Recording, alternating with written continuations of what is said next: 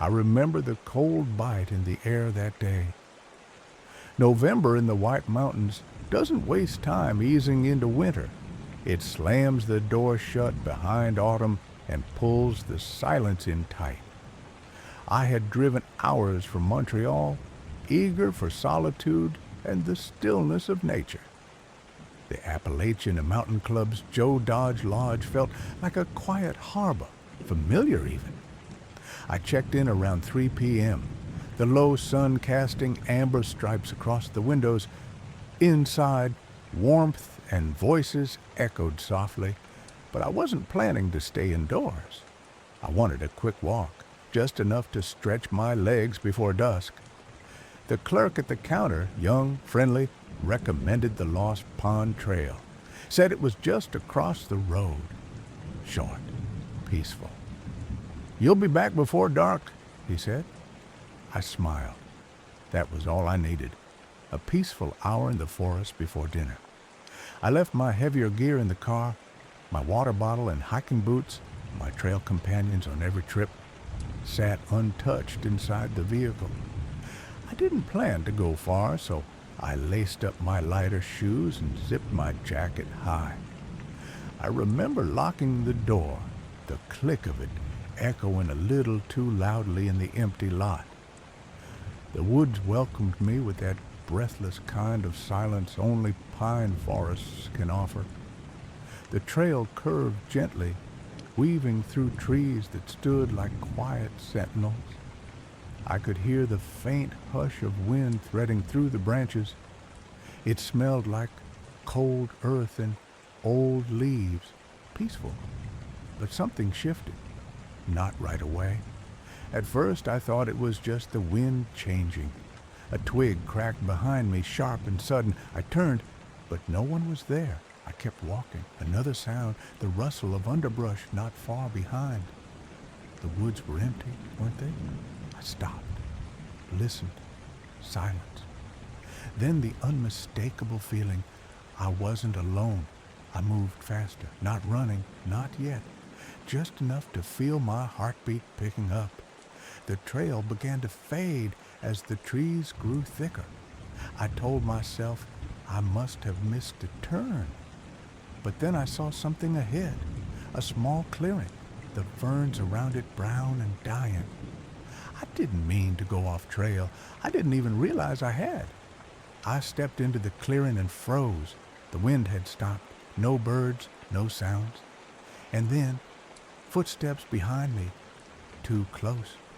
I turned, and that's when everything unraveled. The pain was sudden and white-hot. The sky twisted above me as I stumbled into the ferns. I remember a voice, not what it said, just that it was calm, too calm. I tried to crawl, but another sharp pain anchored me to the ground. The trees watched. The forest didn't scream. When it was over, the sky had dimmed. My breath felt thin, and the last thing I saw was the outline of branches above me, swaying like they were whispering secrets I'd never lived to hear. I was supposed to be back before sunset. That was the plan. A quiet trail, a gentle loop, then warmth and dinner at the lodge. But the forest had other ideas. As the light faded behind the ridgeline, I remember thinking how fast the woods could change. One moment, you're stepping on solid ground, hearing the crunch of pine needles beneath your feet. The next, you're lost in stillness so complete it presses on your ears. They say no tracks were found leaving the trail. I wonder about that now. Maybe it's because I never truly left of my own will. Maybe someone made sure the forest swallowed every trace. Back at the trailhead, my car sat patiently. Inside, my boots and water bottle remained untouched. The familiar things, those small rituals of hiking, were left behind like forgotten memories. The keys were gone. My larger day pack had disappeared too. They must have started to worry quickly. My friends back home knew I wasn't one to disappear without a word. I always called. Always. But as darkness stretched across the mountains that night, I was already lying somewhere cold, beyond reach. The search began 2 days later. Rangers, dogs, volunteers, they combed the Lost Pond Trail and every thread of trail that branched from it. But I wasn't there. Not really, not on any path they could follow. The forest was quiet, too quiet. The branches barely moved. No prints in the snow-dusted soil, no broken twigs to follow. Just the wind slipping through the trees like it was hiding something. Then, on Thanksgiving Day, they found me. 100 yards off the Glen Boulder Trail, beyond where any hiker should have wandered, there was a clearing. I don't remember how I got there. I only remember the struggle, the weight of fear pinning me down, the sharp pain that kept coming back again and again. They say my body was found lying among the dead ferns, alone, my jacket torn, my arms marked, no backpack, no poles, no answers, just silence. Investigators came. Cameras flashed. The forest was no longer serene. It was a crime scene. But even in the evidence, there was a void. No footprints, no weapon, no witness. Some said it was random, a chance meeting in the wrong place. Others whispered, I may have known my attacker. But how can you know someone capable of this? And just like that, my story was reduced to a few headlines, a few facts repeated over the years. My name, my age, where I was found, but not who I was. Not the soft rhythm of my breath on a cold trail, not the warmth of my smile when I left the lodge that day. Those were lost in the clearing, too. Now, they say hikers on Lost Pond Trail walk a little slower, listening more carefully. They say you can feel something just off the path, like eyes watching, like breath on the back of your neck. Maybe that's me. Maybe I'm still trying to finish the walk I never got to complete. Time doesn't move the same here, not in these woods, not when the trees close in and the light fades without warning. I don't know how many days passed before they found me, but I felt them coming. I heard the boots breaking twigs, the distant calls of my name, the sniffing of dogs, searching for a scent long gone cold. I wasn't far, just beyond the trail, just far enough. They say it was a small clearing, one you wouldn't notice unless you were already looking for something or someone. They stepped into the ferns where I lay, frozen and still. The air was thick and heavy, like the forest itself didn't want to give me back. There were no signs to guide them to me, no trail of broken branches, no blood leading the way. Whoever did this had erased me like a mistake they thought no one would question. But the trees don't forget. They saw what I saw in those last moments, a shape in the trees, a voice I didn't recognize, low, calm, and without emotion. I asked who they were. I don't remember if they answered. What I do remember is the sound of footsteps, soft but deliberate, the sudden flash of pain, the ground hitting me harder than I expected. The stabbing wasn't wild. It was purposeful, efficient. It didn't feel like rage. It felt like indifference. They dragged me here, away from the trail, away from help. And then they left me, without my backpack, without my poles, without the dignity of being found whole. I wasn't meant to be discovered. I was meant to disappear, and I almost did. When they finally found me, it was Thanksgiving.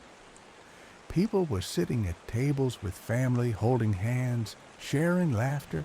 I was lying beneath a ceiling of branches with only the wind and the sound of my own story unraveling into the soil. The investigators came. They whispered theories. Maybe she knew the person. Maybe it was a stranger. Maybe it was just bad luck. But no answers ever came, no justice, just silence. A thick, creeping silence that still clings to the trees round Lost Pond. The questions echo louder than anything else. Why was I chosen? Did someone follow me from the lodge? Or were they already waiting out there in the shadows between the trees?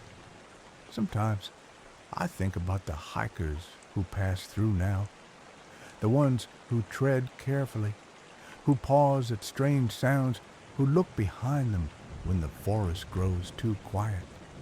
They feel it too, the presence, the weight. They're not imagining it.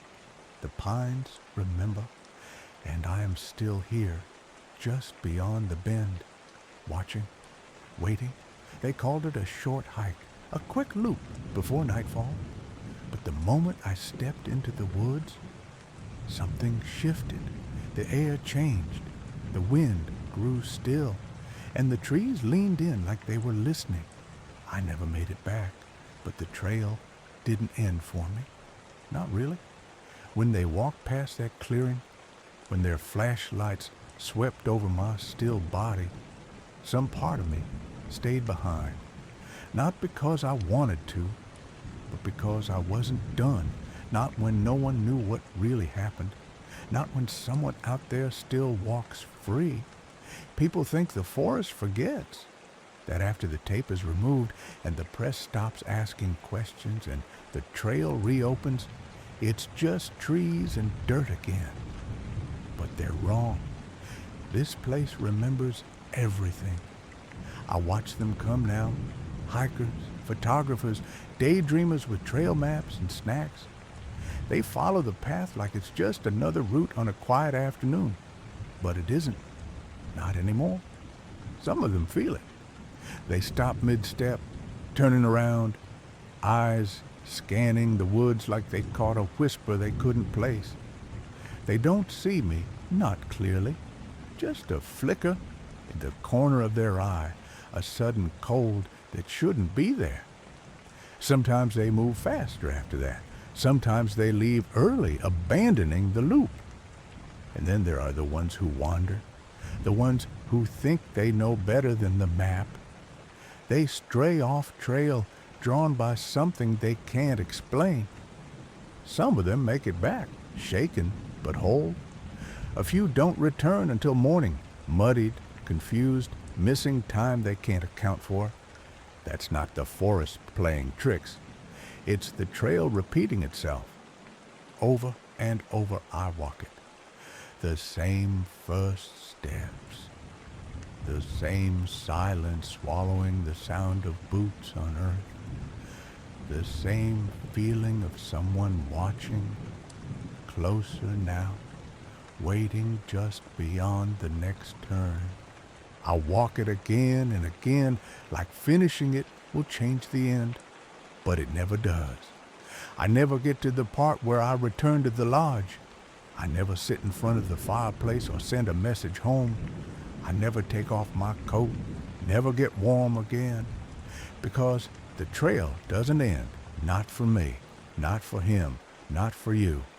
If you step into the woods and feel the stillness settle too soon, if your phone loses signal and the sounds around you disappear, if you find yourself at a fork that wasn't on the map, and something tells you to keep going just a little farther, don't, because I'll be there, watching, listening, waiting to see if the trail takes you too. Story 2. We were 9, young, strong, full of breath and purpose, and we walked into the teeth of winter like we were untouchable. The Ural winds bit at our backs, howling like wolves as we trudged higher toward that bleak peak the Munsee people called Kholat Shachal, Dead Mountain. We laughed it off, wrapped tighter in our gear, confident in our training. We were hikers after all, experienced, tough, resilient. The snow fell in blinding waves that night, January 31st, 1959. Around 10 p.m., we pitched our orange tent on a gentle slope just below the tree line. too tired to descend, too cold to argue. It was safer on the incline, we reasoned. Avalanches wouldn't threaten us there. We joked, passed around what warmth we could manage, shared glances of tired satisfaction. The tent flapped and shook in the gusts, but inside we were a tribe. 9 souls cocooned together against the storm. I remember the hush that settled after the gear was arranged. We lay side by side, speaking in low tones, our breath clouding in the lamplight. The outside world faded, just wind, just cold, and then something changed. It was a sound. No, not a sound exactly. A pressure, a feeling. Something in the air thickened, as if the storm had stilled just long enough to make room for something else. I can't describe it better than this. It felt like the mountain was listening. Then the dread hit, sudden and sickening. Someone near me gasped. Another fumbled at the tent's flap, his fingers trembling, pale eyes darting. The air became wrong, electric, heavy. We didn't speak. We didn't need to. We all felt it. The first scream came fast and sharp, slicing through the wind. Then chaos. The tent erupted in motion, not from outside, but from within. Someone tore through the fabric with a blade, slicing at the only barrier between us and the wild. No time to unzip, no time to think. Just the raw, blind need to get out. We burst into the snow in scattered directions, barefoot, half-dressed, the cold instantly turning our breath into fire in our lungs. I stumbled, fell, crawled toward the trees. The snow swallowed our footprints even as we made them. Behind me, the tent flapped wide open, black, hollow, gaping like a mouth. It looked wrong, like something had forced us out, like we hadn't fled on our own. I remember thinking one last thing before the forest took me. Something is on this mountain, and it knows we're here. The trees swallowed me. The snow under my bare feet tore at my skin, but I barely felt it. The cold should have hurt. It should have slowed me, frozen me, stopped me. But what I felt was not the sting of winter. It was fear. Fear so sharp it made the wind itself seem alive, whispering in tongues I couldn't understand. Behind me, I heard voices, not words, not names, just broken cries and the crunch of bodies tearing through snowdrifts. I didn't know where the others were, only that we were no longer 9. We were pieces, scattered and afraid, torn apart by panic. Something moved in the trees, I swear it. A shape, blacker than the night, quicker than the wind. It slipped between the pines like it didn't touch the ground. I dropped low behind a fallen log, pressing my body into the snow, hoping to vanish. I couldn't breathe. Every gust of air felt thick with dread. And then, silence. The wind stopped. The silence on Dead Mountain is a living thing. It presses into your ears until you hear only your own blood, until the snow no longer crunches underfoot, until you believe the world itself has paused, holding its breath, waiting for something awful to arrive. I heard someone nearby, maybe Dyatlov or Zena. A whisper, ragged and cracked, "Did you see it?" I turned toward the voice, but no one was there. Just trees, just snow, and something moving again deeper in the woods. I stumbled forward, blind, my legs burned, my fingers were stiff claws. The snow glowed faintly. Moonlight filtered through clouds just enough to make out jagged shapes between the trees. Then I saw him, Kolya. He was standing perfectly still. No coat, no boots, just his thermal shirt and pants, both soaked through. His eyes were wide, not blinking, fixed on something above, something I couldn't see. "Kolya!" I called out, but he didn't move. Then, without a sound, He fell backward, stiff, like a puppet with its strings cut. I ran to him, skidding on ice, my breath a storm cloud. His chest wasn't rising, his lips were blue. His arms were folded over his stomach like he was trying to hold something inside, and his face, his mouth was frozen in a scream. I wanted to drag him, to help, but my limbs wouldn't answer. I was shaking, teeth chattering. I looked up toward where he had been staring. There was nothing there, just branches, just the sky. But I didn't believe it. I knew something was there. We hadn't run from the storm. We had run from the presence that walked with it. It didn't roar or howl. It didn't need to. It watched. It waited. It drove us into the dark like frightened animals. And one by one, it found us. I don't remember how long I wandered. Time meant nothing anymore. The wind stole hours and thoughts alike. My mind was fraying, splitting into pieces like cracked ice. But I kept moving, driven by something deeper than reason. Instinct. Survival. Somewhere to my left, I heard screaming again. Sharp, broken, human. Then silence. Every time the wind paused, I felt that presence close in. It was clever, patient. It didn't need to chase us. It only needed to wait. We were already dying, and it knew. I stumbled across a ravine, its edge buried under white. At the bottom, I saw them. Two of my friends huddled together, frozen, their bodies curled like they had tried to make shelter with their own limbs. Skin bluish, eyes wide. No snow covered them. The blizzard had respected their stillness. Or perhaps it had simply been watching too. I wanted to call out, but my voice was raw. My throat burned. I hadn't spoken since Kolya fell. My legs dragged like they didn't belong to me anymore. That's when I heard it. Footsteps, not animal, not echo, not wind. I turned, but no one was there, just snow and pine. Then, slowly, impossibly, the trees seemed to move, not the branches, but the space between them. Shadows thickened, stretching in ways they shouldn't. I blinked, and one was gone. Another grew longer. Then closer, I ran. I don't know how I kept my feet. I crashed through drifts, branches whipping at my face. My breath came in jagged gasps, my vision tunneling. I made it to a clearing, the snow glittering under a break in the clouds. A brief, moonlit mercy.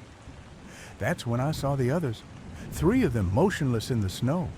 One lay face down, arms outstretched as though reaching for something. Another's chest had caved inward, ribs shattered, no blood, just unnatural stillness. The third, I could barely recognize her. Her face was turned upward, mouth open in a silent scream. No tongue, just black, frozen space. I fell to my knees, not from grief, not from pain, from the weight of knowing. We weren't being hunted like prey. We were being observed, studied, broken apart one by one. It didn't need to touch us, only to show itself in pieces, in glimpses and flickers of dread that tore our minds apart before our bodies followed. We tore the tent open ourselves. We ran because we couldn't bear to stay near it, not when it came near. And now we were disappearing. One of us had tried to climb a tree. I saw his body twisted between branches, limbs bent backward, fingers raw and snapped as if he'd clawed at the bark until he slipped into death, as if he thought up was the only safe direction. But there's no safe direction on Dead Mountain, not when the cold thinks, not when it waits for you to crack. I curled into the snow, heart thudding in my ears. I wasn't sure if it was still beating, or if it was just the sound of something vast moving behind the veil of trees. My breath came in short, raw bursts, each one burning like glass in my lungs. Snow clung to my lashes, the world blurred at the edges, not from wind, but from something deeper unraveling inside me. I had stopped feeling my fingers, my legs. Only my thoughts still moved, darting like trapped birds in a shrinking cage. I wasn't alone anymore. I knew that much. Not because I saw it, but because I felt it. Every step I took was measured, not by me, but by it. It was near again. Watching, not rushing, not chasing, just close enough for my skin to tighten and my mind to fray further. I made it back to the slope. Our tent still stood, or what was left of it, torn open like a wound, orange fabric fluttering in the wind, stiff with frost. No footprints now. The storm had wiped it clean, as if trying to erase what had happened. But the mountain remembered. I forced myself closer, crawling across ice, drawn by the shape of the tent like a moth to flame. Inside, the gear was still in place. Boots, coats, canned food unopened, a photograph half buried in snow. Us smiling, alive, whole. Then I saw the prints, not ours, not animal. 4 indentations, bare, deep, leading into the tent, not out. Spaced too far apart for a human stride, too even, too deliberate. My mouth went dry. I turned slowly, expecting nothing, hoping for nothing, and still, I saw it. Not a figure, not clearly, just distortion, like heat on pavement, a ripple in the air between the trees. But it moved, smooth, slow, unnatural. My body locked. It didn't rush me. It didn't speak. It simply stood there, present. I felt pressure build behind my eyes. My ears rang. My vision pulsed red at the edges. My knees gave out. Memories came unbidden. My childhood, my sister's laugh, the sound of the stove ticking back home. All of it slipping away as the cold crushed in, as if it was taking not just my body, but the parts that made me real. I screamed, not with my mouth, with everything I had left. Then, silence. When the rescue team arrived weeks later, they found 9 bodies. They counted 9, logged 9, buried 9. But they didn't find me. Not really. I was there, frozen with the others, my face calm, my hands folded. But what they buried wasn't me. I'm still there, in the hush between winds, in the pause before the storm breaks, watching hikers who don't listen to warnings, who pitch their tents too close to the trees, who think they've prepared. The cold still walks dead mountain, and sometimes it leaves one behind, just to remember what it took. Story 3.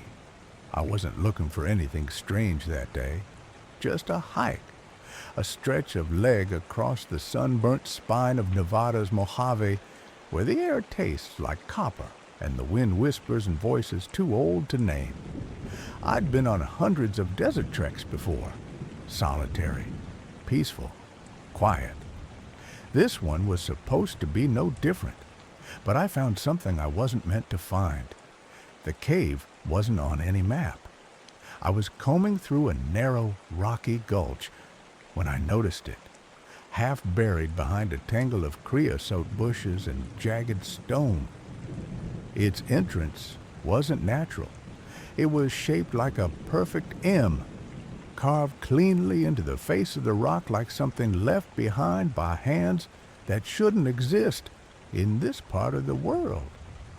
I stepped closer, curiosity tugging at me. That's when it started. A vibration, deep and low, like standing beside a giant engine buried beneath the earth. But it wasn't just under my feet. It was inside me, humming in my teeth, shivering through my ribs, clawing up the back of my spine like cold fingers. The feeling turned to panic. My limbs locked up, heart thundering. I'd faced cougars, snakes, even sudden sandstorms, but never fear like this. Pure, primal. Something about that cave wasn't right. Something inside it wanted me gone. I turned and ran, heart hammering, every cell screaming to put distance between me and the trembling void behind that M-shaped gate. When I posted about it later, I didn't expect the flood of comments. People were obsessed, demanding I go back, film it, prove it. I told myself I wasn't afraid, just cautious. But the truth? That cave didn't want to be found, and I didn't want to be near it again. Still, the whispers grew louder, in my head, in the comments. One night, scrolling through my messages, I paused on a new reply. No name, no profile picture, just words. If you find that cave entrance, don't go in. You won't get out. I should have listened. I should have left well enough alone. But that cave had called me, and something inside me had already answered. And so, on the morning of November 10th, I packed light, food, a flashlight, my video camera, and a pistol. I told my girlfriend it'd be just a quick overnight trip. I left my phone on airplane mode, like always. The sun was high when I crossed into the desert again, retracing my steps. But this time, it felt like the desert was watching, waiting. The desert remembers everything. That's what I kept telling myself as I scanned the horizon through the viewfinder of my camera. If I had been here before, and I had, then the cave had to be somewhere nearby. Landmarks don't lie. Shapes in rock don't just disappear. But something felt off. The same trail that once guided me to the M cave now looped in unfamiliar patterns. The ridges were the same, but somehow wrong, as if they'd shifted when I wasn't looking. I walked in circles for hours. I marked stones. I dropped paracord behind me like breadcrumbs. But the lines always blurred behind me, and even my GPS began to glitch, freezing or spinning its digital compass. The sun dipped low, casting long black shadows across the cracked earth. Still, I refused to turn back. A strange determination gripped me, tight and unrelenting. I wasn't afraid this time. I was possessed. Like the land wanted me to keep going, wanted to see how far I would follow a trail only it could see. Night came fast. The desert goes cold quickly out there, too quiet, too still. I set up camp beneath an outcrop of sandstone shaped like a bent finger, though I didn't sleep much. Every time I closed my eyes, I heard something in the dark. Not animals, not wind, footsteps, soft, uneven, shuffling in the gravel just outside the range of my flashlight. I'd shoot the beam around, nothing, just stone and emptiness. But when I'd sit back down, it would start again. At one point, I called out.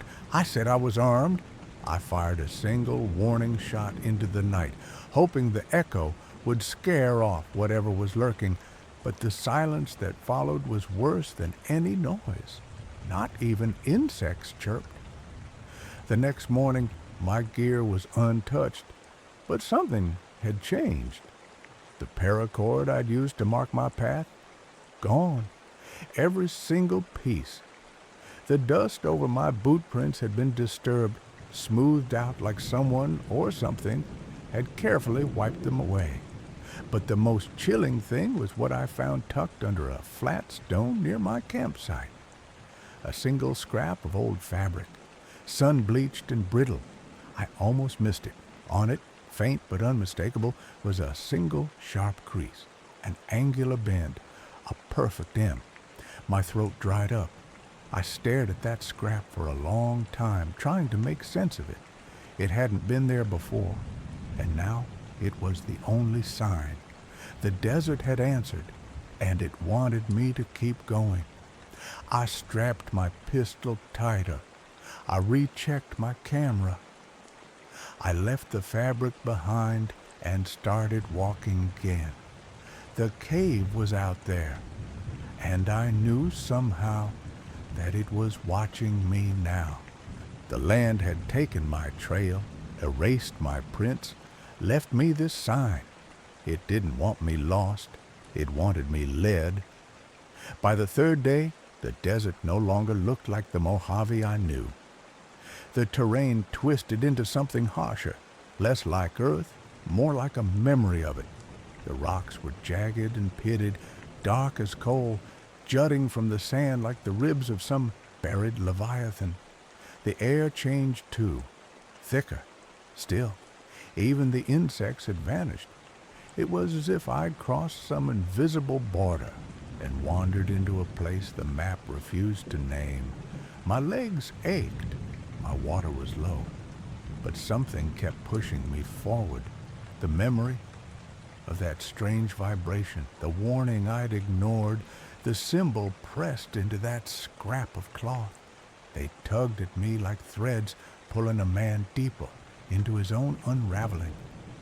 Then, late in the afternoon, I saw it. There it was again. The cave, exactly as I remembered, the giant M carved into the rock face like a mouth poised to swallow.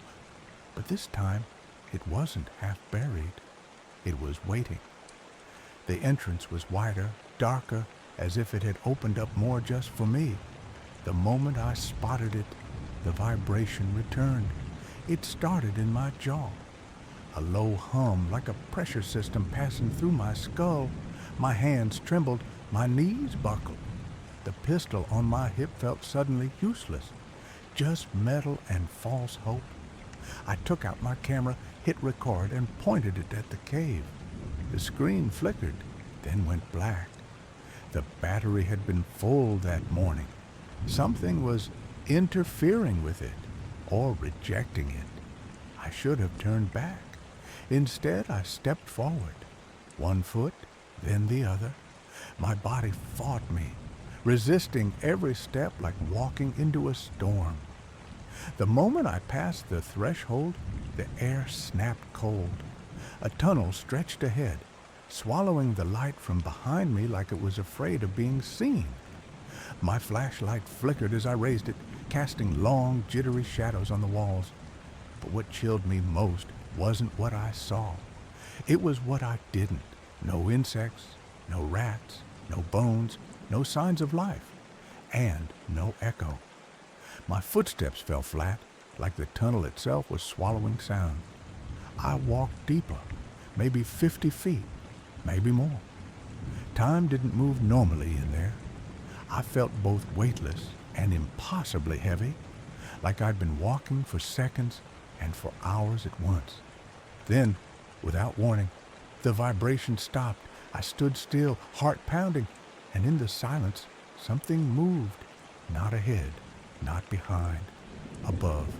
A sound like stone grinding against stone came from the ceiling, followed by a dry, scraping hiss. I raised the flashlight. There was a narrow crevice above me, too small to crawl into, too jagged to be natural. As the beam passed over it, I saw something recoil into the dark, too fast to catch, just a blur. But it was watching. I don't know how I knew that, but I knew. And then voices, not spoken, not heard, felt. They surged into my head all at once, not words, impressions, cold, hunger, curiosity, welcome. The cave was alive, not metaphorically. Something inside it was aware. I turned and ran. The walls pulsed. The tunnel seemed longer than before. My flashlight dimmed with every step. Panic blurred my vision. The air thickened into molasses. And just before I reached the mouth of the cave again, I felt it, hands, cold and dry, brushing the back of my neck, then gone. Just a tease, a warning. I burst into the open air, collapsed onto the sand, and crawled away like a man who had just escaped drowning. The sun was lower. Time had passed. More than it should have. My camera was dead. My phone, lifeless. But the memory burned behind my eyes like a brand. The cave, had let me go. This time, I didn't sleep after escaping the cave. My legs gave out somewhere near a line of brittle Joshua trees, and I just sat there until the stars blinked into the sky one by one, staring up at them like they might offer answers. But they were just as silent as everything else. By morning, I had only one plan: get out. I retraced my steps with the desperation of a man swimming against a current. Every landmark looked different, distorted, like the desert itself was shifting behind me, reshaping to keep me close. My GPS blinked a frozen screen. My water was gone by midday. That's when I saw the old mine shaft. It wasn't there before, I swear it. Half collapsed, the entrance sagging like a cracked mouth in the earth. Broken boards stuck out at odd angles, framing the dark like jagged teeth. And near it, the strangest thing of all, my footprints. Not new ones, older, weathered, covered faintly with dust. I followed them as they looped straight toward the shaft. I crouched to look. The drop wasn't far, maybe 15 feet, but the hole was narrow and laced with debris. Still, I could see the faint glint of something at the bottom. Something smooth, metallic. I eased closer. The vibration came again, soft this time, a low, almost soothing pulse, like something breathing beneath the earth. I shouldn't have gone near it, but there was something familiar about that glint. I pulled out my flashlight, aimed it down, and froze. It was my camera, sitting upright, undamaged. Battery cover snapped shut. That same camera I'd lost in the cave, the one that had gone dark without warning, was lying at the bottom of a shaft I'd never seen until now. I called out. Reflex, I guess, though I already knew no one would answer. My voice didn't echo. It just stopped. I tied off a cord and began to lower myself, one hand over the other, the walls brushing my back, the air thick and metallic. The moment my boots hit the ground, the vibration vanished, and then a sound from deeper inside the mine. Not animal, not human. It was a scraping shuffle, slow and deliberate, coming closer in small bursts, as if something down there was waiting for my feet to settle before moving again. I turned, flashlight raised. It hit the far wall, empty. Then another sound, this time from above, a shift of gravel. I looked up just as the rope went slack. The knot had come undone, or been cut.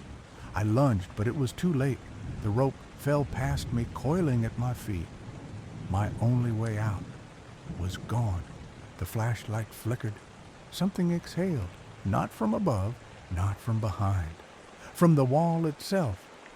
A seam split open in the rock like a second mouth, and cold air poured through. Shapes moved just beyond it. Shadows with the suggestion of limbs, but none of them quite right. I backed away, tripped, landed hard on the rock floor. My flashlight clattered out of reach. Silence returned, complete and suffocating. I didn't scream. Screaming wouldn't change anything. Somewhere above, the desert stretched on, dry, sunlit, indifferent. Somewhere behind me, my last trail was already disappearing, erased grain by a landscape that never gave back what it took. I crawled to the wall, pressed my ear to it. No vibration now, only stillness. And then I felt it again. Not sound, not heat, just breathe. Something waiting. Story 4. I wasn't looking for ghosts. I was just looking for quiet. October was slipping into its colder half, and I thought a solo hike up Mansfield would be the perfect break. The foliage had mostly blown away in brittle gusts, leaving bare branches clawing at the gray sky. I parked at the trailhead by noon, boots crunching frost-hardened leaves as I started up the rock garden trail. The air had that particular bite that says winter is watching. It was the kind of trail where silence hangs thick between the trees. Even the wind seemed to hold its breath. An hour or so in, I started to feel it, that sense that I wasn't alone.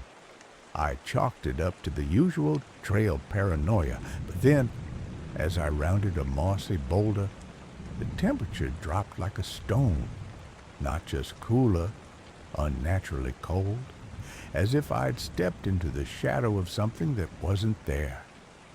That's when I saw him. A young man stood in the middle of the path. He wasn't dressed for the weather. Canvas coat, wool pants, and an old pack slung across one shoulder like something out of a black and white photo. He looked about 20, pale, with wind-tossed hair and eyes that locked onto mine like he knew me. "Have you seen my brother?" he asked, breathless. "We got separated." I opened my mouth to speak, but he was gone, just gone, like the space he'd taken up had never been occupied. No footsteps, no sound, nothing but the brittle rustle of dry leaves in his wake. I stood there too long. The silence pressed in again, heavier now. My instincts told me to turn back, but something else, call it stubborn curiosity or plain disbelief, pushed me forward. I didn't see him again that day, but something followed me. Shadows shifted strangely. My compass spun once, then snapped back. When I stopped for water, I found my hand shaking. Still, I told myself I was fine. Later that night, I reached a weathered general store tucked near the base of the mountain. I mentioned the strange encounter to the older man behind the counter. His eyes narrowed. Without a word, he pulled a dusty scrapbook from under the counter, its pages stiff with age. He turned to a faded newspaper clipping from 1965. 2 young men, missing, Mount Mansfield, never found. My blood froze. One of the faces, he was the exact image of the man I'd seen on the trail. Same coat, same haunted eyes. The clerk stared down at the picture, his voice just above a whisper. "We'd never found any trace of my brothers." And then, just like that, he turned away, leaving me with the weight of that sentence and the sound of the wind howling against the old glass door. I didn't sleep that night, not because of what I saw, but because deep down, I knew I hadn't seen the last of him. The clerk's words echoed in my head long after I left the store. We never found any trace of my brothers. Brothers, plural. That meant the man I saw on the trail wasn't just a wanderer or some confused camper. It was something older, something heavier. The kind of story that sits like a stone in your gut, even if you can't explain why. I took the back roads to a nearby campsite, too restless to return to town. The night was colder than it should have been for October. Frost laced the branches. A fire snapped and hissed, casting long, crooked shadows through the clearing. I pulled out my camera, just instinct maybe, to flip through the shots from earlier that day. Most of them were normal. Trees, trail signs, a few wide angles of the ridge. Then I saw it. One photo, blurred, slightly tilted, but unmistakable. There, halfway down the path, barely more than a silhouette, stood the same young man, face turned toward the camera, shoulders hunched like he'd been walking alone too long. I don't remember taking it. Swear I never pointed my lens at anyone, yet there he was, as if caught in a moment that didn't belong to me. My breath caught. I zoomed in. The figure was translucent at the edges, like the light couldn't hold on to him properly.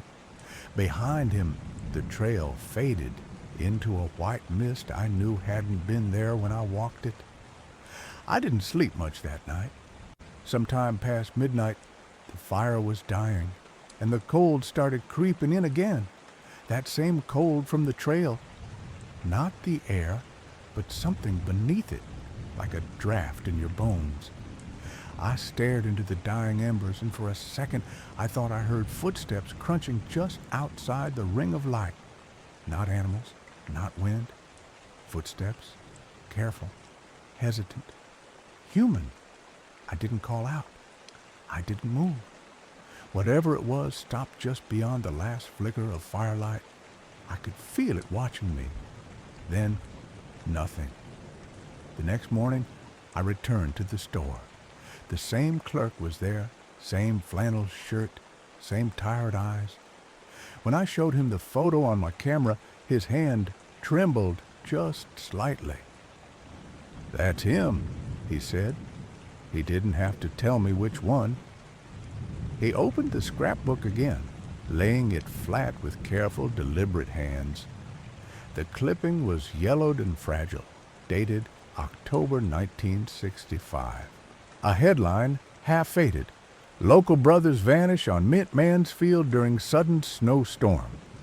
I read the article. 2 brothers, hikers, names Daniel and Henry Crowell. A sudden early snowfall had swept over the ridge, stranding them. Search teams had looked for days, then weeks. No sign, no tracks. Just 2 packs found near a cliffside. Daniel was the older one, the clerk muttered, the one who always looked out for Henry. The man I saw on the trail was Henry, the younger brother, still searching, still lost. This clerk didn't say much after that, just closed the scrapbook and slid it back under the counter as if sealing something away again. Outside, the wind had picked up. The sky was darkening earlier than it should have. I stared back at the slope of Mount Mansfield in the distance, its ridges sharp and cold under a steel-colored sky. I should have left it there. I should have gone home. But something was pulling me back, not just fear, not just curiosity. Something older than that. And deep down, I knew the mountain wasn't done with me yet. I told myself I was only going back to clear my head. Just another hike, another trail. But the truth had already settled in my bones. Like frostbite you don't notice until it's too late. It wasn't curiosity anymore.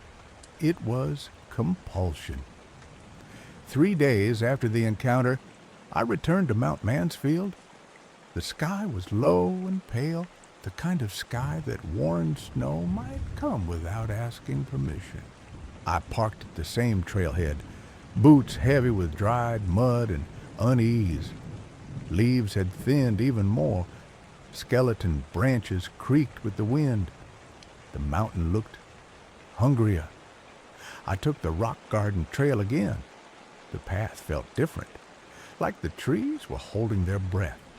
The usual landmarks were there, fallen birch, a split boulder like a cracked tooth, but they looked off, slightly rearranged, like the forest had shifted overnight.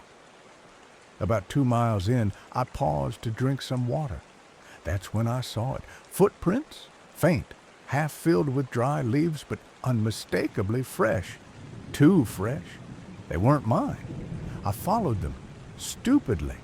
The prints veered off trail toward a dense thicket I'd passed days before. Branches clawed at my jacket as I pushed through, the temperature dropping with every step. Suddenly, the trees opened to a narrow clearing, a hidden hollow tucked in the ridge. Snow lined the ground, though the forecast hadn't called for any.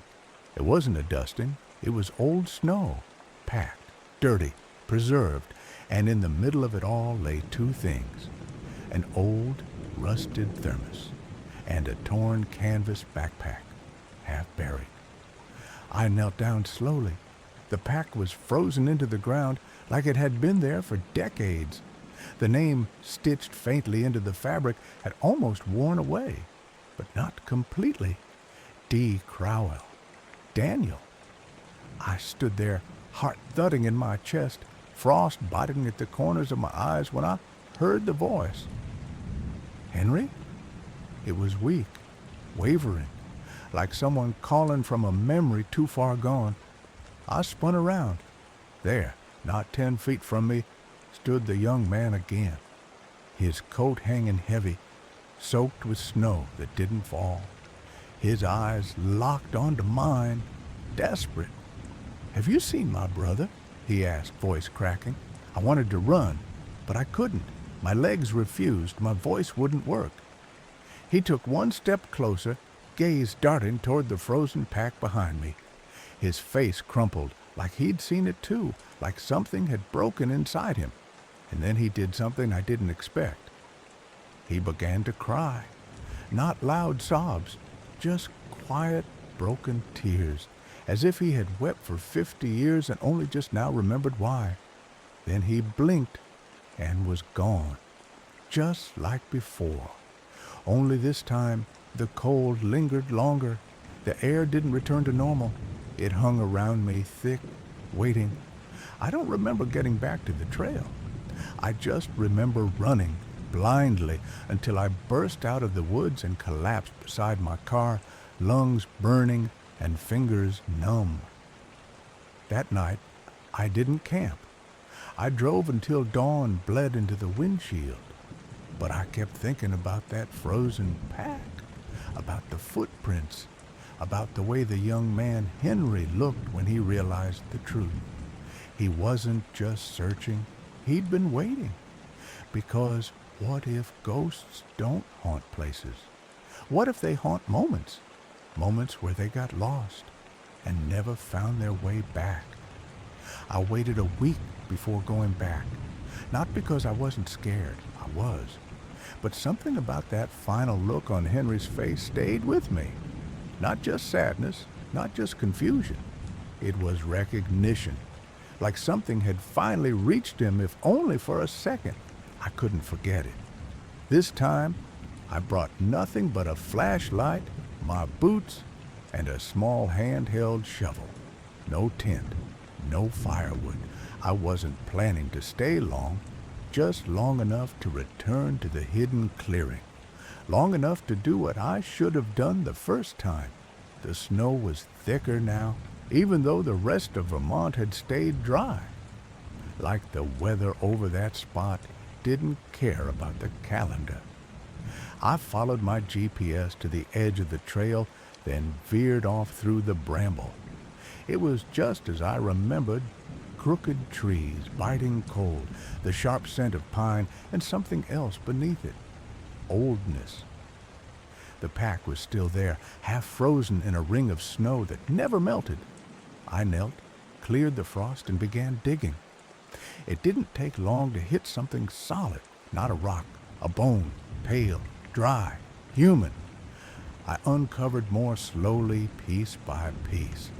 A second pack, a rusted belt buckle, a boot with its sole barely clinging. The bones lay side by side like someone had curled up against the other long ago and never moved again. Daniel and Henry hadn't been separated when they died. Not really, only in spirit. I sat back, the cold bleeding through my jeans, breath puffing out in shaky clouds. The woods around me had gone completely silent. Then the air changed. No breeze, no rustle. But I felt it again, that shift, that pull. I turned. There he was. Henry. He looked different. The same coat, the same hollow stare, but softer somehow. His eyes weren't searching anymore, just watching. Slowly, he looked down at the spot beside me, at the two brothers finally found, and then back at me, and he smiled. It wasn't relief, it wasn't joy. It was something older than both, like he was finally remembering the way home. Then he was gone. No flicker, no sound, just gone. The snow around the packs began to melt.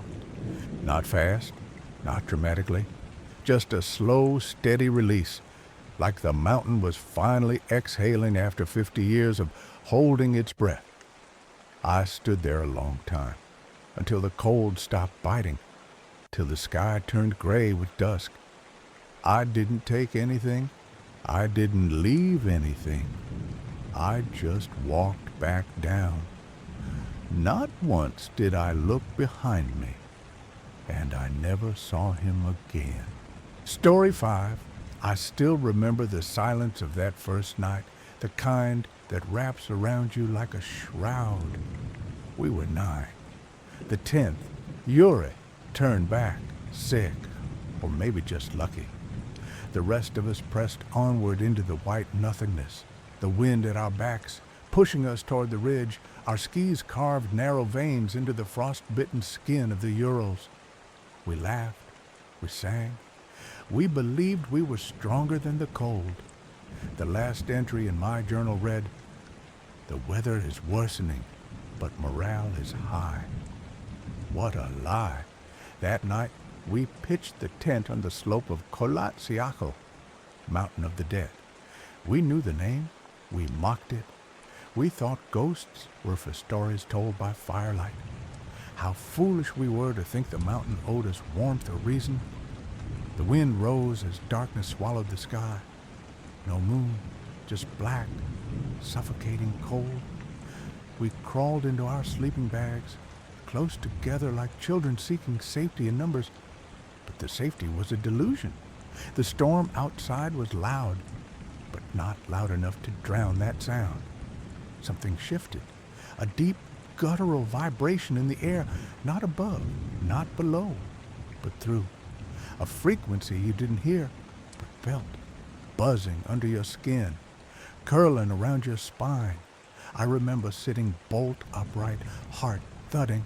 Others were awake too. I saw the fear in their eyes. No one spoke. Then came the pressure. It was as if the very walls of the tent began to bend inward, not from wind, but from something else, like the air had turned thick and alive, folding in on us, crushing the warmth from our lungs. Someone screamed, not a word, just a sound of pure bone-deep panic. I slashed at the tent wall with my knife, not thinking, only moving. The others followed, scrambling, crawling out into the snow with bare feet and trembling fingers. We didn't stop to dress. We didn't think of the cold. We just ran. The snow burned like fire. The wind was screaming now, but not wind, not really. No footprints, but ours. No sign of pursuit. Yet every instinct screamed, run, run until the trees swallow you whole. We huddled around a tiny fire we couldn't even feel, just trying to stay alive long enough to understand what had found us. We never would. My fingers barely worked. Number blackened at the edges. The tiny flame we managed to spark spat and hissed like it didn't belong in this place. We were 5 now. The others had scattered, maybe behind us, maybe ahead, maybe nowhere at all. The fire gave no warmth. It flickered like a dying breath. Around it, we huddled in thin shirts, stripped down to what we had as we'd fled. We should have frozen instantly, but something else gripped us tighter than frostbite. Something watched. There were no stars above, no sound of life in the woods. Just the empty hiss of wind through the pines, as if the forest were exhaling. Then silence, not a calm one, not peace. This was active silence, alive with tension, like standing at the edge of a scream.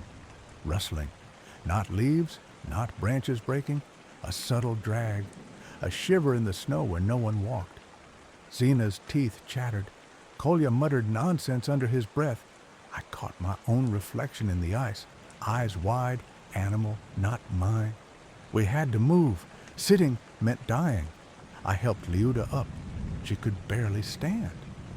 We stumbled into the tree line, deeper into the unknown, not knowing what we were running from, only that it was behind us, maybe inside us now. That sound had never stopped. A low, pulsing rhythm, not heard with ears but felt, like the heartbeat of the mountain itself. Rust-colored snow began to appear, little specks, like iron dust floating on the wind. It wasn't natural. It wasn't right. Further down, we found Igor's tracks, heading toward the ravine. Alone. Why alone? We followed, desperate. The wind screamed again, but this time it carried a voice. It was Yuri's. But Yuri had turned back, hadn't he? I froze mid-step. Ahead, something shimmered like heat rising off asphalt. Impossible in this cold. Then a shadow moved through it, silent, tall, wrong. We ducked, held our breath. It passed, never looking, but we felt it see us, like we had been tagged. Chosen. We didn't talk anymore. Words had lost their weight. The trees were growing too close now. The path disappeared. We reached the edge of the ravine, and then I heard the crack. Bone? Us? Mind? Zena slipped. Her scream stopped short. Then only silence again. The edge crumbled beneath my boots. Zena was gone just like that. No cry for help, no sound of landing, only snow tumbling and settling into silence again. I dropped to my knees at the ravine's edge, calling her name. Nothing answered. Behind me, Liuda and Semyon stood frozen, not just from the cold. It was like the mountain itself had gripped them, holding them upright with invisible hands. Eyes glazed, skin already blue at the fingertips. We were unraveling, one breath at a time. I had to go down, not out of bravery, not even out of hope, but because standing still meant surrender. I wrapped my scarf around my hands and slid into the hollow. It wasn't just a drop. It was a void, a wound in the earth, too deep for its own making. The walls were unnaturally smooth, the snow hard-packed as if pressed down by something massive, something not wind. My boots touched the bottom with a soft crunch, and I called out again. That's when I found her. Zena's body didn't look broken, no blood, no twisted limbs. She was curled like a sleeping child, one hand over her mouth, as if trying to keep from screaming.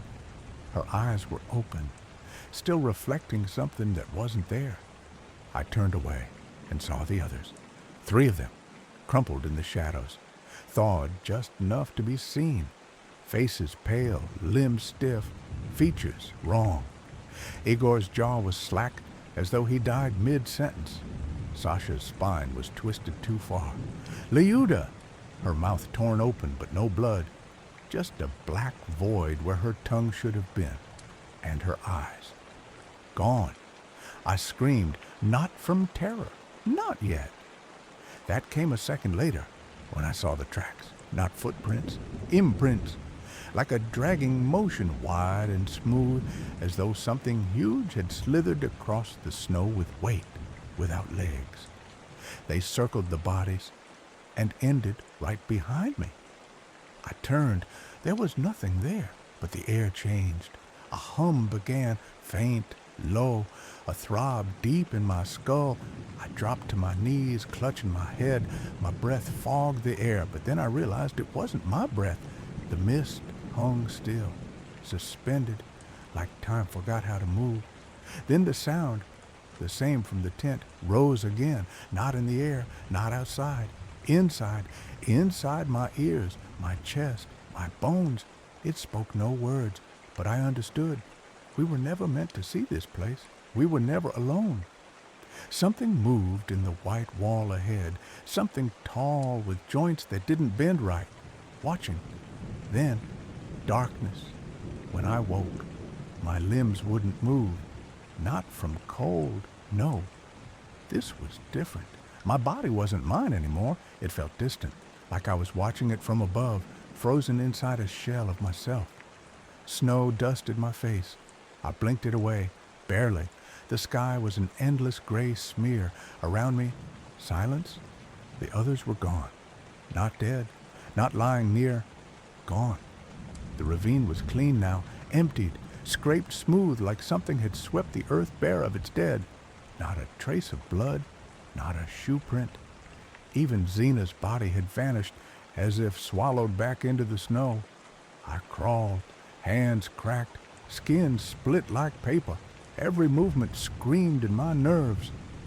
At some point, I found myself back at the slope. Our tent stood as we left it, ripped open from the inside, flapping gently in the breeze like a dying breath. I stared at it, expecting nothing, afraid of everything. Inside, no gear, no packs, no journals, just a single pair of boots, mine, sitting neatly side by side, dry, clean. I didn't put them there. A sudden vibration rose beneath me, subtle at first, then louder, deeper, like the mountain was breathing again, waking. Snow trembled around my knees, and I heard them.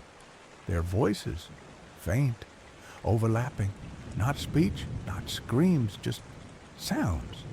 Human, but not. Familiar, but twisted, like they were echoing from somewhere wrong. Like they had been played back through ice, warped by time. Then behind me, a shape. No sound, no footsteps, just presence. Vast and deliberate. It didn't lunge, didn't run, just stood there, casting no shadow, no warmth, no reflection. I didn't turn to look. I couldn't. I knew if I saw it fully, that would be the end of even memory. So I walked, not away. There was no away left, just forward, into the white. Eyes burning, ears ringing, the mountain humming louder now, no longer a warning, a rhythm, a signal. The last thing I remember before the final blankness was the sky splitting just for a second, revealing not stars but something else, something watching back. Story 6. I've always felt drawn to the desert. The way the wind carves silence into the rock, the heat-warped horizon stretching like a mirage into infinity. It humbles you. It makes you feel like the world has corners left unexplored, secrets unspoken. That's why I hiked. That's why I kept going out there. That's why I went back. It started with a hike like any other. Somewhere beyond the dust-choked ridges near Nellis Air Force Base, I found something I wasn't meant to. A cave carved unnaturally into the stone face of the mountain, its opening shaped like a perfect capital M. It wasn't eroded. It wasn't random. It looked deliberate. Too deliberate. When I stepped toward it that day, a vibration, not a sound, not wind, coursed through my chest. It wasn't from outside. It was inside me, like a tuning fork had been struck in my spine. My vision doubled. My stomach turned. I couldn't breathe. I backed away, faster and faster. Then I ran. I didn't stop until the truck door slammed shut and the engine sputtered to life beneath my trembling hands. Back home, I told myself it was nothing. A stress response, maybe. A trick of pressure, heat, nerves. But I couldn't shake it. That feeling, that cave. My thoughts circled around it like vultures. I told people online. Some mocked me. Others whispered about frequencies, disappearances, things buried in desert rock. A few begged me not to return. But I did. Weeks later, I packed light, food, water, my camera, and a pistol. I told my girlfriend it would be an overnight trip, short and safe. I'd be back the next evening. The first night, the desert was different. Too quiet. The air hung thick, even as though the temperature had dropped. My campfire snapped and hissed like it didn't want to burn. I recorded a few thoughts on my camera, then laid beneath the stars, watching shadows twitch just beyond the rocks. I dreamed of a hum, steady, mechanical, like a machine waiting deep beneath the sand. The next morning, I should have turned back, but I didn't. I told myself I had to find it again. I woke up with sand in my mouth. It took me a second to realize I was still alive. The desert doesn't sleep, but it waits. And something was waiting with it. I could feel it. The night had passed without incident, but when I stirred beneath the brittle morning sky, there was a pressure in the air, like the land itself was holding its breath. I broke camp fast. I couldn't shake the dream from the night before. A long hallway beneath the earth, metal walls coated in dust, and a low, constant hum that vibrated through my bones. The same hum I'd felt when I first approached the cave weeks ago. I scanned the ridgelines as I walked. Nothing looked familiar, and yet everything did. The desert has a way of folding in on itself. You start walking in circles without realizing it. Still, I pushed on. My camera rolled as I climbed, filming jagged rocks and empty horizons. The footage was quiet, too quiet. Even the wind seemed to avoid this place. By late afternoon, I found it. Or maybe it found me. I was cresting a rise when I saw the outline, a shadow where there shouldn't be one. The same unmistakable M cut into the rock.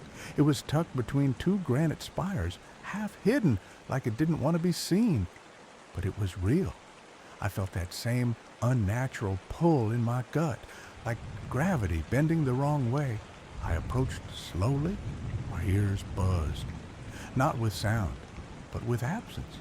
A total void, as if the air itself was collapsing inward. Then came the vibration, just like before, violent, personal. It clawed through my chest, my arms, my teeth. Every hair on my body stood up, and for a moment I thought I might black out. But this time, I didn't run. I crouched, reached out. The stone around the cave was warm, pulsing faintly like it had a heartbeat. I turned the camera toward the entrance. Nothing, just darkness.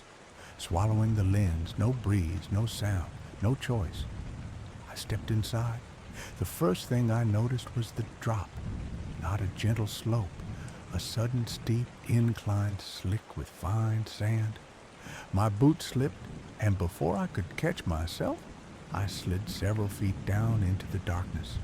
When I landed, my flashlight stuttered on. The walls were smooth, too smooth. No marks, no erosion, no evidence of tool or time. Just cold, gray stone that seemed to absorb the light. And then the hum returned. This time louder, deeper, like something breathing just beyond the edge of the beam. I raised the camera, but the screen flickered. Static danced across it. The hum grew. The air grew dense, choking. And somewhere ahead of me, I swore I heard movement, not an echo, not wind, footsteps. I froze. Something was down there with me, and it knew I had come back. I don't know how long I stood there, paralyzed in that dark vein beneath the mountain. The hum was no longer just a sound. It was a presence. It throbbed in the stone, in my ribs, behind my eyes. I kept the flashlight trained ahead, but the beam only pierced a few feet before the dark swallowed it whole. My camera buzzed and blinked, flickering like it was struggling to stay conscious. Then the footsteps came again, deliberate, shifting, close. I lifted the pistol, hands trembling. "Hello?"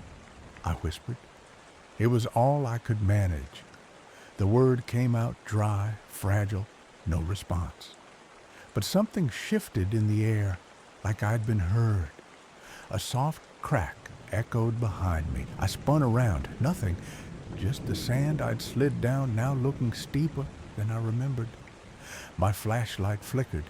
The camera let out a weak click, then froze mid-recording. I tried tapping it. Nothing. Static. That's when I saw it. Just for a moment, a faint red glow at the far end of the tunnel, like the eye of a machine. tiny, distant, and watching. I don't remember making the decision to walk. My legs moved on their own. Every step brought a new wave of nausea and dizziness, like my sense of direction was being rewritten. Still, I kept moving toward the glow. As I got closer, the hum began to break into layers, tones beneath tones.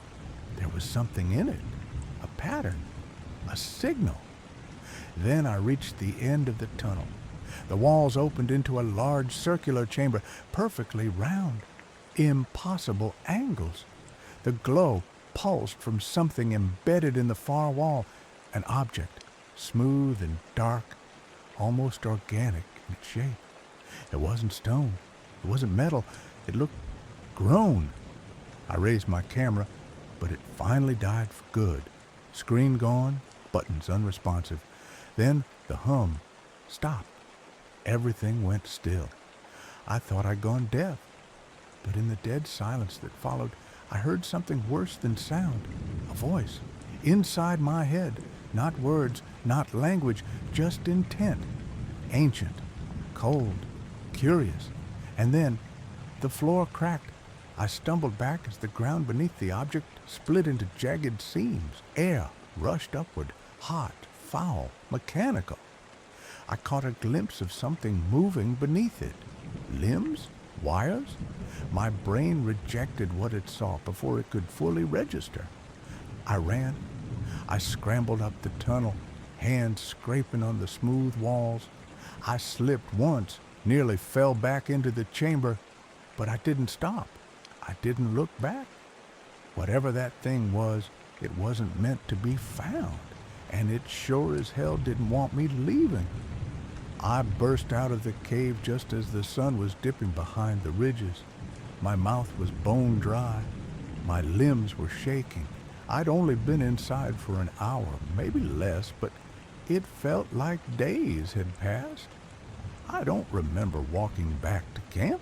I don't even remember packing, just that I started running. And I kept running until I saw the mine shaft. I didn't plan to go near the shaft. But when you're being followed, plans fall apart. I'd been walking fast, too fast. My legs were giving out, lungs burning, the pistol heavy in my pack. Whatever I brought out of that cave was still with me, not behind me, not in the brush, inside. It moved when I moved. It breathed when I held my breath. The desert was empty. No tracks, no birds. Even the wind had gone still. It was like the world was waiting. Then I saw it, cut into the earth like a wound, the old mine shaft. I hadn't passed it on my way in, but now it was just there, gaping open, blacker than the cave, the kind of black that pulls. I should have walked around it, but my phone buzzed. 1 second of vibration, that's all. I stopped cold. I hadn't touched it.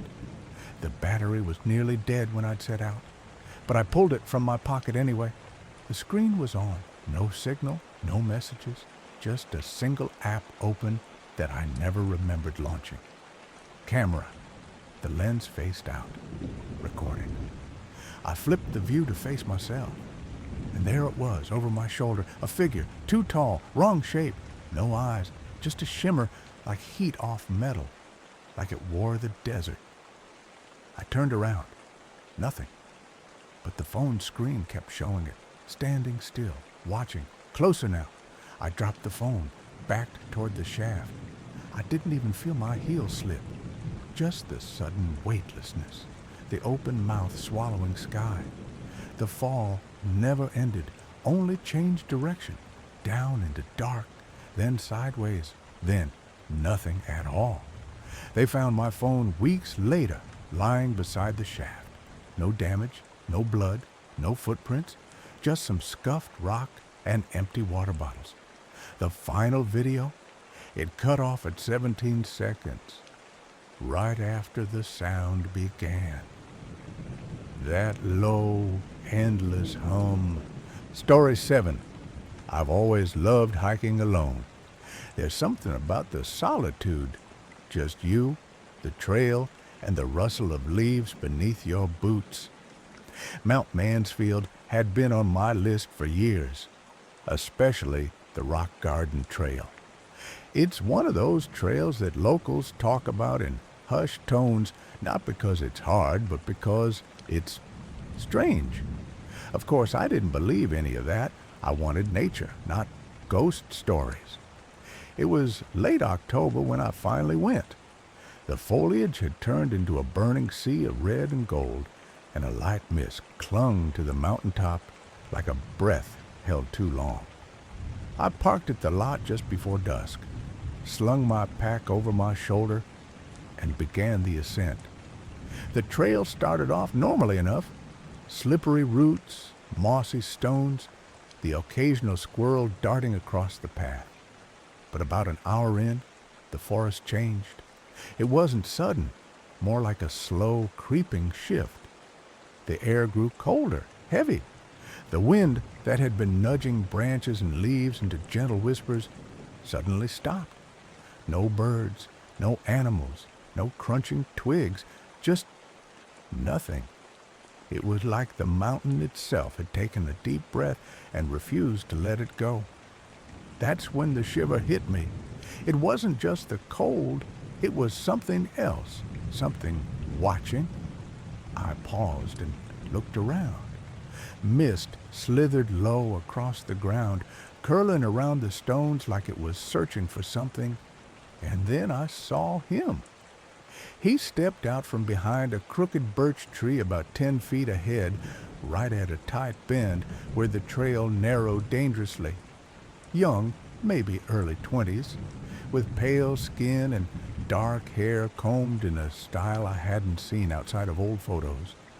His jacket was buttoned high, brown wool with worn elbows, the kind you'd see in a vintage army surplus store. He looked right at me, eyes wide, as if he'd just seen something awful behind him. His voice shook when he spoke. "Have you seen my brother?" he asked. "We got separated." I blinked.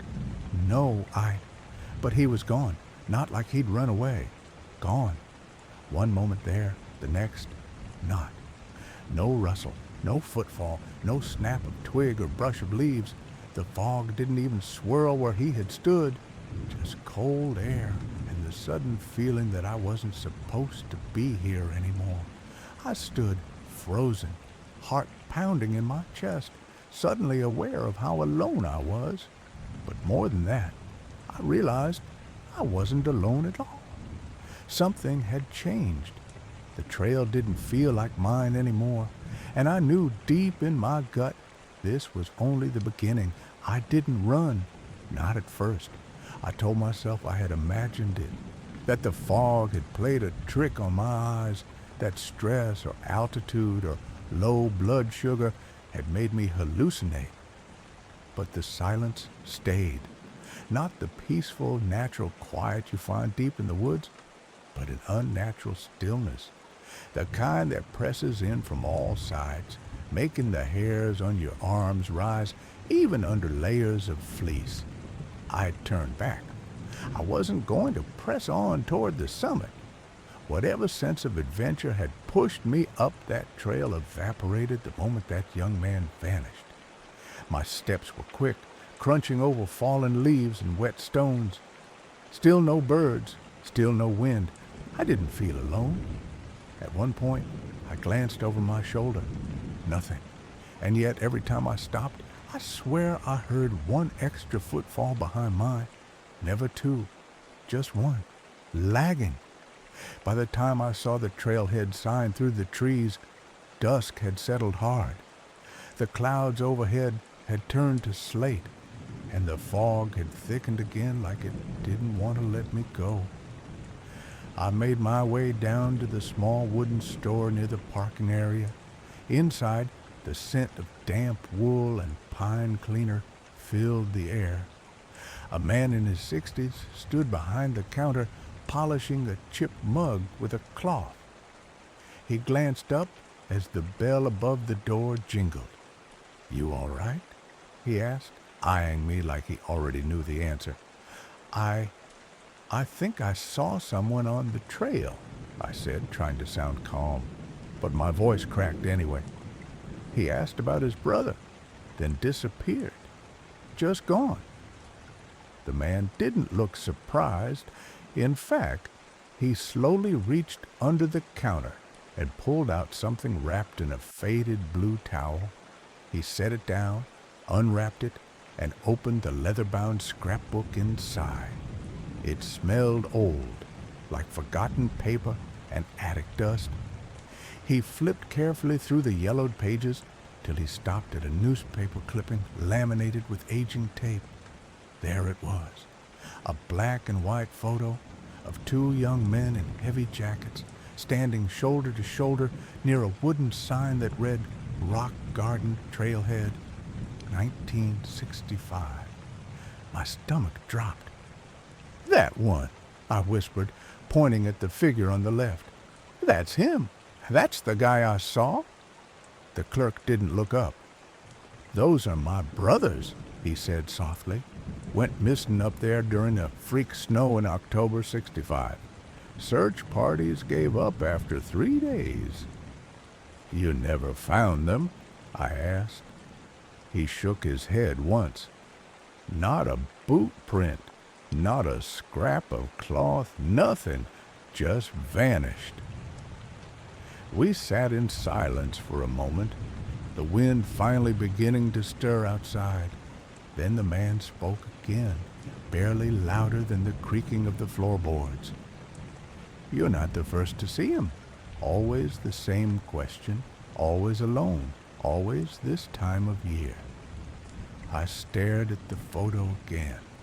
The eyes in the picture, they had that same desperate look, like someone searching for something they'd lost, not just recently, but over and over again for decades. I left the store with a hollow feeling in my chest. The mountain hadn't just shown me a ghost. It had shown me something older, something sadder, something stuck. And I couldn't shake the feeling that it wasn't finished with me yet. I didn't sleep that night. Back at the small cabin I'd rented down the road, I lay in bed staring at the wooden ceiling. The image of the newspaper clipping burned into my thoughts. That photo, the brothers standing side by side, one of them now burned into my memory, not from ink, but from my own eyes. I kept thinking about what the store clerk had said. "You're not the first." How many had seen him? How many had answered the same question? And more importantly, why me? By morning, the fear had turned into something sharper, a gnawing curiosity. I knew I should have left town, packed up, and gone back to wherever life was still normal. But something had taken hold of me. Something heavy and invisible, like I had stepped into someone else's unfinished story and couldn't leave until it was told. So I returned. It was overcast again. Cold, but not freezing. I started early, figuring daylight would offer at least the illusion of safety. The forest was quieter than before, no wind, no bird song, but it didn't feel empty, not this time. As I climbed higher along the rock garden trail, I began to notice things I hadn't seen before. A strip of plaid fabric snagged on a branch, a single rusted button in the dirt, half buried under pine needles. Each one tiny, almost forgettable, but not to me, not now. Then the forest began to breathe. It's hard to explain. The pines seemed to lean slightly like shifting shoulders, and the fog crept back in, not from above but from the forest floor, rolling in low and quiet, like it didn't want to be noticed. That's when I heard it. Footsteps, not mine, soft, deliberate, pacing just out of view. I froze, heart pounding in my ears. Then came the voice. "Have you seen my brother?" Same voice, same tone, but this time I didn't see him. Just the question echoing from somewhere to my left. I turned slowly, The mist was thicker now, obscuring everything past a few feet. "I saw you yesterday," I said aloud, unsure if I was talking to a ghost or just trying to hold on to my sanity. "I saw your picture. You were wearing that same coat." Silence. I moved toward the voice. It made no sense. Every part of my body screamed to turn back, but I couldn't. Then I saw him. This time, only for a moment. A flicker behind a tree. The same wool jacket, same wide, searching eyes. But there was something different. This version looked worn down, exhausted, like years had passed for him between yesterday and today. He opened his mouth to speak, but before he could say anything, something rustled behind me. Not a squirrel, not a bird, something bigger. I turned fast, but there was nothing, just trees. When I turned back, he was gone again, but in his place, lying at the base of the tree, was a photo. Just one, damp and curling at the edges. I picked it up carefully. It showed the two brothers standing in what looked like the very spot I was in now. But what unsettled me most was that behind them, just barely visible in the background, was a third figure, faded, indistinct, but watching. I stuffed the photo in my jacket and backed away. I had seen enough for today, but I knew this wasn't over. I hadn't found the brother, not the one still missing in the fog. And whatever was watching them back then was watching me now. I should have stopped. I should have taken that photo back to the clerk, thanked him, and driven until Mount Mansfield was a blur in the rear view. But that image, the two brothers smiling at the camera, unaware of the pale third figure watching them from the trees, it wouldn't leave me alone. I kept staring at it in my rented cabin. Every time I looked, I swore that faint silhouette in the background seemed clearer, closer. The next morning, I returned for the third time. I don't know what I was chasing. Closure, maybe, or the truth. But the forest wasn't done with me. The hike felt heavier now. The trees loomed larger. Branches didn't sway. They pointed like long, crooked fingers. And as I climbed, I realized something truly unsettling. The forest remembered me. I took a different fork off the trail this time, not marked by any signs. I hadn't noticed it before, but it was there, just a narrow split in the brush, as if something had parted the trees long ago and left a scar. The path was rough, overgrown, and riddled with silence. After about 20 minutes of pushing through dense foliage, I found it. A tree, massive, split wide down the center.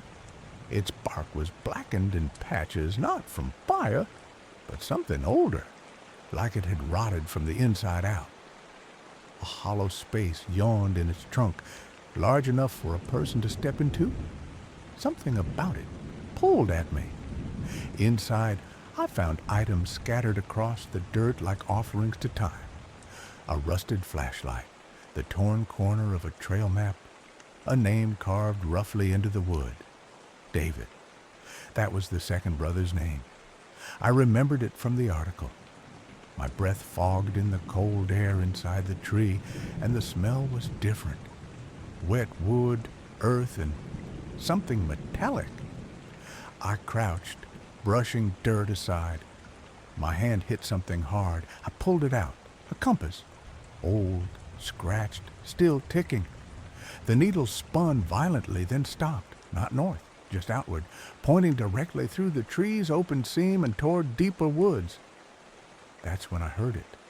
Crying. It was faint, muffled, like someone trying not to be heard. I stepped back out into the forest, following the sound. It was rhythmic, repeating every few seconds. Not quite human, but not fully animal either. I passed a low ridge and nearly stumbled into it. An old campsite, long abandoned. The tent was collapsed and mold covered, but it was there. A cooking pot, a pair of boots, one laying on its side, toe pointed toward the woods. Then I saw the second figure. He was crouched back to me, arms around his knees. No coat, shivering in silence. His head turned slowly, as though hearing me for the first time in years. "David?" I asked before I could stop myself. His eyes met mine, and they weren't just scared. They were hollow, like looking through a window into something broken. He opened his mouth to speak, but the woods screamed. That's the only word I have for it. Not wind, not animal. A low, scraping howl that rose from everywhere and nowhere at once, vibrating in my chest. The fog poured in, thicker than ever. When I looked back, the campsite was gone. The hollow tree, gone. Only forest, thick, endless, unmarked. I was alone again, but this time, I wasn't sure I could find my way out. Not without leaving something behind. I ran, no direction, no trail, just tearing through the forest like an animal trying to escape its own grave. The fog was alive now, curling between branches, grabbing at my legs, pushing into my lungs until every breath felt like swallowing frost. Behind me, the sound returned. Slow footsteps, deliberate, not rushing, following. I don't know how long I moved. The light was failing fast and the woods had folded in on themselves. Trees, I passed once, I passed again. Roots I tripped on, tripped me twice more. It was like the mountain wanted me lost. And then, dead still, I stumbled into a small clearing, gasping. There, in the center, stood something impossible. A wooden trail sign. Old, gray, half swallowed by moss. It pointed in 3 directions, none of which I recognized, but one arm of the sign had a word barely visible beneath the rock. David. A name, not a direction. Something moved at the edge of the clearing. I turned. He stood there, the brother, the first one I saw. Still in that outdated coat, still with that question in his eyes. But now, he didn't speak. He simply raised one trembling hand and pointed behind me. I turned.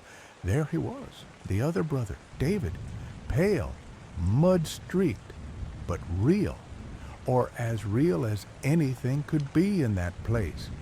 He stepped into the clearing like he'd been wandering just outside of time, and when their eyes met, just for that moment, I saw it. Recognition, grief, something trying to heal.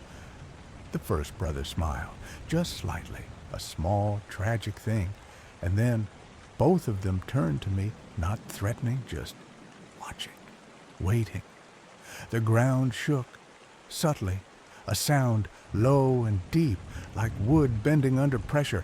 The fog split behind the brothers, revealing something massive in the woods beyond, a shape, towering, twisted like bark and bone. It didn't move like a creature. It didn't need to. Its presence was movement. I backed away slowly, pulse hammering. My foot hit the edge of a root, then nothing. I fell. A steep drop, like the earth itself had opened. My shoulder slammed into rock. My side scraped hard across gravel, and then light. I blinked up into a canopy, breaking open to gray sky. Wind, real wind. I was near the base of the mountain, somehow. Behind me, the woods stretched back like nothing had happened, like they had let me go. But my jacket pocket was heavy. I reached in, pulled something out. The compass. Still, quiet. The needle pointed straight north again, as if the mountain had released whatever force had warped it. Back at the trailhead store, the clerk didn't say a word. He just looked at me, then at the compass in my hand. He nodded, almost to himself, and whispered, "They finally found each other." I wanted to believe that. I still do. But even now, when I close my eyes, I see those woods. I hear that voice. Have you seen my brother? And sometimes I think the mountain didn't just let me go. It marked me. And one day, it might call me back. Story 8. We should have turned back when Addie slipped. It was just past 3 a.m. when we reached the Samarantu Gate, what looked like a forgotten wooden arch swallowed by vines and moss. No signs, no lights, just the damp silence of Mount Slamet pressing in from all sides. The jungle held its breath, and so did we. My name's Reza. I was the one who organized the climb. 6 of us from university, all craving one last adventure before graduation. We'd heard stories, of course. Every mountain has them. But none of us believed in shadows, not really. The trail past Samarantu was slick with fog and thick roots. Our boots sank into wet earth with every step. Behind me, Gala joked about cursed trails and mountain spirits. I laughed. So did Sari. But then the laughter stopped. Addie cried out. I spun around just in time to see him crash to the ground, arms flailing, eyes wide with panic. We rushed over. His chest was heaving, fingers clawing at the air like he'd just surfaced from drowning. What happened? I asked, pulling him upright. I don't know, he gasped, voice trembling. Something held me like a hand. I swear there were bruises on his arms. Dark, round marks that hadn't been there before. No one said anything. We helped him up and kept walking. Nobody made another joke after that. By the time we reached the first plateau, dawn was beginning to bleed into the sky. We pitched our tents, too drained to speak. The trees above rustled gently, as if murmuring something we couldn't understand. Sari refused to sleep. She kept looking back toward the trail, eyes fixed on the curve where we'd come from. That's when she saw her, a woman, sitting perfectly still on a fallen tree, dressed in white, hair long and knotted, draped like a curtain over her face. She's just resting, Gala whispered. Maybe another hiker. We called out. She didn't move. Then, in the blink of an eye, gone. The log was empty. The air snapped colder. The jungle around us was unchanged, but something had shifted. Addie started crying. That's when I realized whatever grabbed him back on the trail hadn't let go. We broke camp in silence. The morning mist still hung low, wrapping the trees like gauze. I kept glancing toward the fallen log, half expecting her to return. But the place was undisturbed. No footprints, no broken branches, just dew-covered leaves and the memory of her stare. No one brought her up, but we all felt it. That wrongness, like she hadn't vanished at all, only stepped back behind a curtain we couldn't see. Addie was the first to speak. She saw me, he whispered, eyes hollow. Back at the gate, I felt it then. Don't, Sari snapped. Don't give it power. We kept moving. The trail narrowed as it climbed, winding through dense bamboo and damp stone ledges. There was no bird song, no insect buzz, just our own breathing, ragged and sharp. Midway through the second ridge, Gala stopped. What is it? I asked. He pointed to the ground. A footprint, bare, small, deep in the mud beside the path.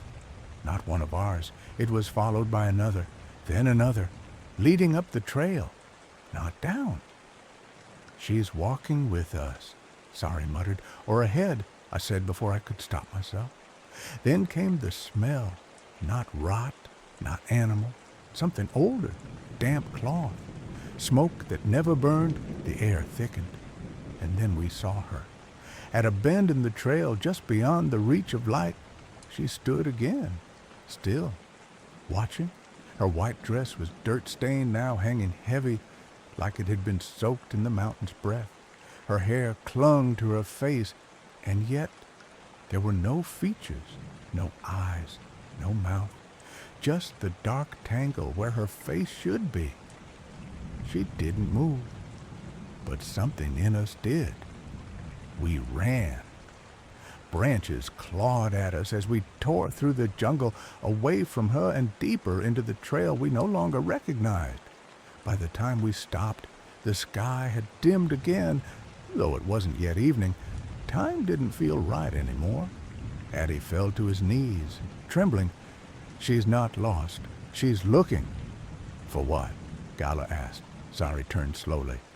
"For someone to take with her." The wind shifted. Leaves rustled behind us, and from somewhere in the thicket we heard footsteps. Not ours. The jungle had changed. We didn't notice it right away. Maybe because we were too shaken. Maybe because we wanted to believe it was just panic. But the further we walked, the less things made sense. The trail was looping. I swear we passed the same crooked tree 3 times, its trunk split down the middle like a scar. Gala tried to mark it with a stick, dragging a deep slash into the bark. 30 minutes later, it was there again. Same mark, same split, same silence. "We're not going in circles," Zari muttered. "The path is circling us." No one argued. Addie had stopped speaking altogether. He walked with his head down, hands clenching and unclenching like he was trying to feel something real. Every so often, he'd glance over his shoulder, then pick up pace like something was gaining on him. We didn't talk about the footprints anymore. They hadn't stopped. Sometimes we'd find them ahead of us. Sometimes beside our own. Once, horrifyingly, just one, pressed into the damp ground right next to Addie's sleeping bag when we paused to rest. None of us had gotten any sleep. That night, if it was night at all, we stopped near a cluster of stones that looked like they had once been part of a collapsed shelter. Vines now blanketed them like burial cloths.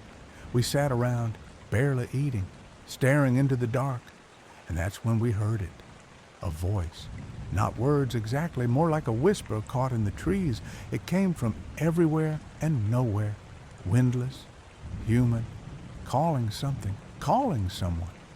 I stood slowly, the sound prickling my skin. Then Addie spoke, the first time in hours. "She's saying my name." The jungle pressed in tighter. "No," Zari whispered, shaking her head. "No, that's not your name. That's the name she wants to give you." Gala grabbed his bag. "We leave now. I don't care where the trail goes. We keep moving." We did. Branches whipped at our faces. Roots snagged our feet. I nearly lost my footing twice on the slick rocks, but we didn't stop. Not even when the whispering turned into something else, a cry, faint, mournful, female. It echoed ahead of us, behind us, above us, and then I saw it, not her. Something worse. On a tree just ahead, at eye level, was a strip of white cloth, torn, hung like a ribbon. I reached out, my fingers brushed it. It was wet, not with rain. It smelled like the mountain, old, sweet, wrong. We didn't sleep again. By morning, if it was morning, Addie was gone. No sound, no footprints, just his pack, zipped, untouched, and beside it, one single white thread, leading off into the trees. We searched for Addie until our legs gave out. Galu kept shouting his name into the trees until his voice cracked. Zari paced in frantic circles, checking the same patch of ground again and again, like she expected a clue to appear if she just stared long enough. I didn't say anything. I couldn't. The only thing left of him was that single white thread. It was looped gently over a twig, almost placed there. It fluttered without wind. We were three now, and the jungle knew it. We decided to descend. The summit didn't matter anymore. Survival did. But Mount Slamet wasn't finished with us. The path back had changed. Familiar markers were gone. Trees looked wrong. Closer together, their shapes twisted like they'd been watching us and had finally grown tired of hiding it. Sari walked ahead, tracing the edge of the narrow trail with her fingers. She had gone quiet, not from fear, something else. "She's guiding us," she said. Gala grabbed her arm. "Don't say that." But she was right. The trail was too clean now. No vines in the way, no mud. It led downward like a ribbon unfurling through the brush. And that's when I realized we hadn't heard a single bird, no animals, no bugs, just footsteps, ours, and sometimes a fourth, even when we stopped. That night, or whatever passed for it, we camped without fire. We were out of fuel anyway. I woke to the sound of breathing, close. I turned slowly. Sari was gone. Gala, too. I found him 20 steps from the camp, staring into the dark, unmoving. "Where is she?" I asked. He didn't answer. I looked past him and saw her, the woman in white. She wasn't sitting this time. She was standing between the trees, head tilted ever so slightly, arms at her sides, like she'd just finished climbing the mountain herself. Her dress no longer looked soaked. It flowed, clean, pale, endless. And in her hand, something dangled. It took me a moment to realize it was a hiking boot. Addie's. Sari stepped out from behind her, calm, empty-eyed. "She's not alone anymore," she whispered. Gala screamed. I don't remember running, just the branches slapping me, the sound of feet behind me, many feet, some light, some impossibly heavy. The forest never ended. When I finally saw the Samarantu gate again, it was just a shape in the fog. I didn't look back, not even once. I emerged alone. The mountain let me go. But every night since, I wake just before dawn, and I swear, just outside my window, there's the sound of soft breathing and a whisper asking if I remember her.